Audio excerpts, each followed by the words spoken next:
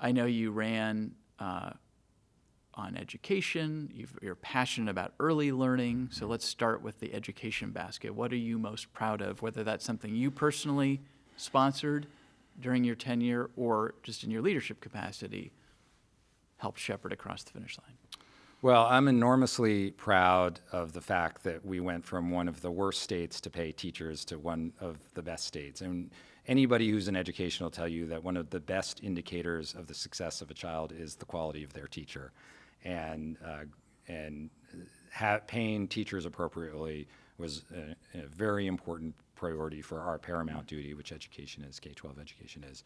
And so that I'm very proud of. And that was accomplished through the McCleary court case and the subsequent legislation. And I was one of the 8 McCleary negotiators to help do that. So that's something I'm proud of. I'm really proud in recent years of the increased support for special education. That is something that definitely had not received the attention that it needed to.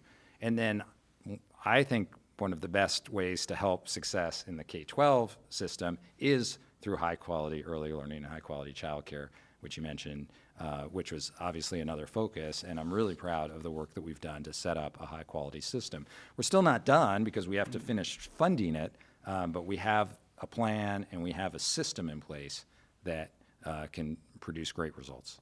A criticism I hear from school districts and the community is that the state still isn't picking up enough of the tab for special education, while progress has been made, that as a percentage of the budget after McCleary, we kind of got back to 50+% of the budget being K-12, and now, if I'm not incorrect, it's slipped. I think it's below, might be about 45%. And generally, you know, when you ask your local school district, why are you cutting back, they say, go ask the state legislature. They're not funding us well enough. Yeah. And this is post-McCleary. Yeah. Well, look, there are going to always be needs, and I would love to invest billions more in K-12, but also in healthcare and also in environmental protection and also in childcare. So you've got a lot of needs, but K-12 is our paramount duty, and that is why we not only made the big McCleary investments, but have continued to make investments. Look, our special education investment over the last 2 years has been over $1 billion. And every year there is additional investment. So we're never going to be done on K-12 because it's so important and because there's a lot of room, there's a lot of need. But you know, there are constraints on what the state can do in terms of revenue in K-12 and really in every issue area. On special ed, what's the aspiration here? What would you say to your fellow Democrats going forward about that?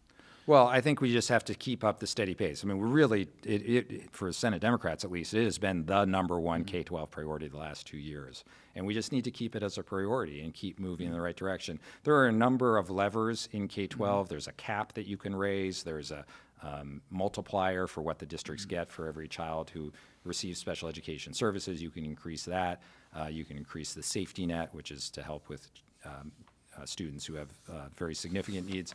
So I think we listen to the school districts about which one would help them the most, but continue to invest and give that ability for the districts to serve their students in the best way they see fit. You can check out the rest of the show by clicking on the link below or by watching Inside Olympia Thursday evenings at 7 and 10.